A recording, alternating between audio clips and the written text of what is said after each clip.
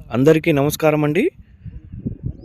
ఈ వీడియోలో మీకు అడవి దొండాకు అంటే ఈ అడవి దొండ ద్వారా మనం ఏ విధంగా ఫలితాలు ఉన్నాయంటే, ఈ అడవి దొండాకుని ఎండబెట్టి దీనిని చూర్ణం తయారు చేస్తే మనం ఎవరినైతే ఇష్టపడుతున్నామో వారిని ఖచ్చితంగా మన వైపు తిప్పుకోవటం జరుగుతుంది. అలాగే ఈ ఆకుతోనే లిక్విడ్ కూడా తయారవుతుందండి.